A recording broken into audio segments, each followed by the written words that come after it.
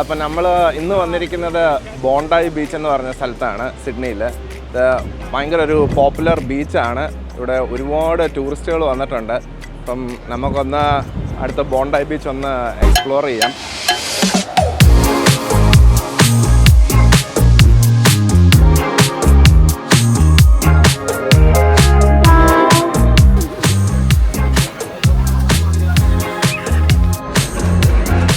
അങ്ങനെ മൂന്നാം ദിവസം ഈ കാണുന്ന ബീച്ചിലേക്കാണ് യാത്ര. കടലിന്റെ നീല നിറം കണ്ടു തുടങ്ങിയപ്പോഴേ മനസ്സൊന്ന് തണുത്തു തുടങ്ങി കേട്ടോ. നല്ല അലച്ചലിന് ശേഷം വണ്ടി അങ്ങ് പാർക്ക് ചെയ്ത് പയ്യെ ബീച്ചിലേക്ക് നടന്നു തുടങ്ങിയപ്പം കാഴ്ചകൾ അതിസുന്ദരമായിരുന്നു കേട്ടോ.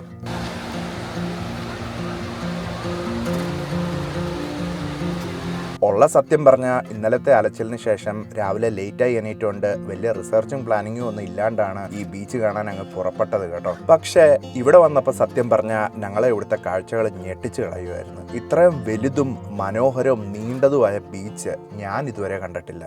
ഏകദേശം 29 ലക്ഷം ജനങ്ങളാണ് ഒരു വർഷം ഈ 12,000ഓളം ആളുകൾ സ്ഥിരമായി താമസിക്കുന്ന ഈ ബോണ്ടായി ബീച്ചിന്റെ ചുറ്റുവട്ടം സന്ദർശിക്കാൻ ഇവിടെ എത്തിച്ചേരുന്നത്. ഈ കാണുന്ന ഭൂരിഭാഗം ജനങ്ങളും ബീച്ച് കാണാൻ മാത്രമല്ല വെള്ളത്തിലേക്ക് ഇറങ്ങാനും കൂടെയാണ് വന്നതെങ്കിലും നമ്മൾ പിള്ളേർക്കുള്ള സ്വിംസൂട്ടുകൾ മാത്രമേ എടുത്തുള്ളൂ കേട്ടോ. അതിന്റെ കാരണം നമുക്കെല്ലാം അറിയാവുന്ന പോലെ വണ്ടി നിറച്ചും മണലും പൊടിയും കയറ്റാതിരിക്കാനും പിന്നെ ഇതൊരു അൺപ്ലാൻഡ് ട്രിപ്പ് ആയതിൻ്റെയും കൂടെ ആയിരുന്നു കേട്ടോ.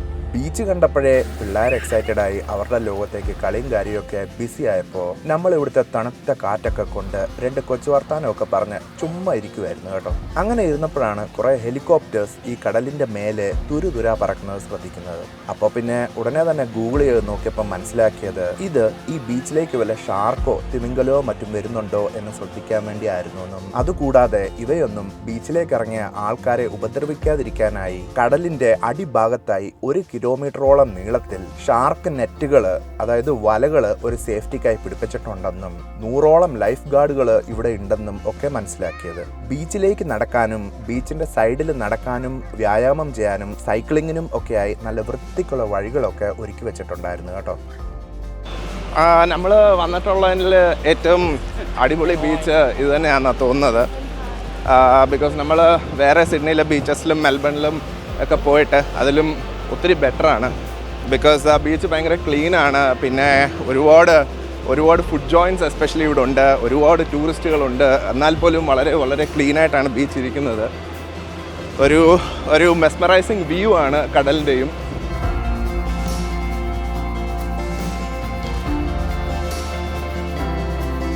കാഴ്ചകളെല്ലാം കണ്ട ശേഷം ഒരു വിധത്തിൽ പിള്ളേരെ വെള്ളത്തിൽ നിറക്കി നേരെ വല്ലം കഴിക്കാനായി പോയേക്കാന്ന് വെച്ച് വീണ്ടും നമ്മുടെ ഇന്നലെ പോയ ഹാരിസ് പാർക്കിലേക്ക് തന്നെ അങ്ങ് വെച്ച് പിടിച്ച്.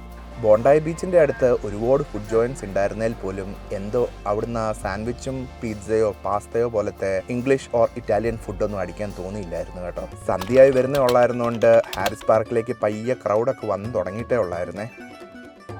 ഹലോ ഗൈസ്, അപ്പോൾ നമ്മൾ വീണ്ടും ഹാരിസ് പാർക്കിലേക്ക് വന്നിരിക്കുകയാണ് ഇന്ത്യൻ ഫുഡ് ട്രൈ ചെയ്യാൻ വേണ്ടിയിട്ട്. അപ്പോൾ നമ്മളിപ്പം കുറച്ച് ചൂട് ജിലേബിയൊക്കെ ഇപ്പോൾ ഓർഡർ ചെയ്തിട്ടുണ്ട്. അതിനുവേണ്ടി വെയിറ്റ് ചെയ്യുക. ഗൂഗിൾ റിവ്യൂ നോക്കിയപ്പം ബില്ലൂസ് എന്ന പേരുള്ള ഈ റെസ്റ്റോറൻറ്റിന് ഏറ്റവും കൂടുതൽ റേറ്റിംഗ് ഉള്ളതുകൊണ്ട് ഇങ്ങോട്ട് തന്നെ അങ്ങ് കയറി. മെനുവിൽ നല്ല കുറേ ഡെലിഷ്യസ് ഓപ്ഷൻസ് ഉണ്ടായിരുന്നു കേട്ടോ. സത്യം പറഞ്ഞാൽ നമ്മുടെ നാട് വെച്ച് നോക്കുമ്പം ഇവിടുത്തെ റേറ്റുകളൊക്കെ ഏകദേശം 4 ഇരട്ടിയാണ്. ഉദാഹരണത്തിന് ഒരു മസാല ദോശയ്ക്കൊക്കെ ഇവിടെ ഏകദേശം 900 രൂപ കൊടുക്കേണ്ടി വരും. ചെന്നൊന്ന് ഇരുന്ന പാടെ തന്നെ കോക്ടെയിൽ മെനു ഒക്കെ തിരിച്ചു വായിച്ചുകൊണ്ട് ഈ കാണുന്ന 2 പേരെ മതിയൊന്ന് കൺഫേം ചെയ്തിട്ടുണ്ട് കേട്ടോ.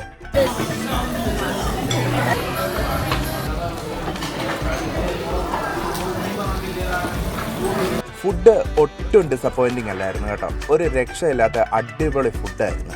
സ്പൈസ് ലെവലൊക്കെ പക്ക ആയിരുന്നുകൊണ്ട് പിള്ളേരും കുറേയൊക്കെ എൻജോയ് ചെയ്ത് കഴിച്ചു.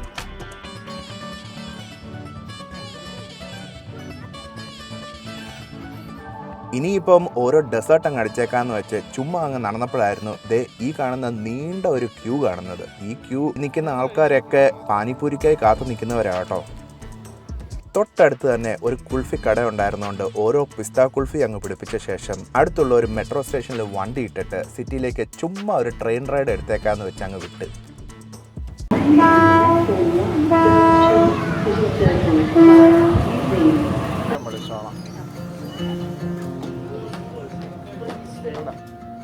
നമ്മുടെ മെൽബണിൽ ഇതുപോലെ ഡബിൾ ഡെക്കർ ട്രെയിൻസ് ഒന്നും ഇല്ല കേട്ടോ. ദേ സീറ്റ് വരെ അങ്ങോട്ടും ഇങ്ങോട്ടും ആക്കിയിടാം ഇവിടൊക്കെ.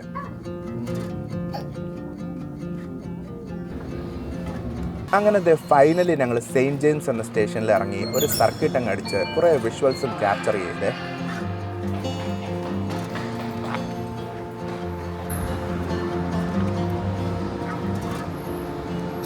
ഈ കാണുന്ന സിഡ്നി ടവർ ഐ എന്ന ബിൽഡിംഗ് ആണ് സിഡ്നിയിലെ ഏറ്റവും വലിയ ഹയസ്റ്റ് പോയിന്റ്.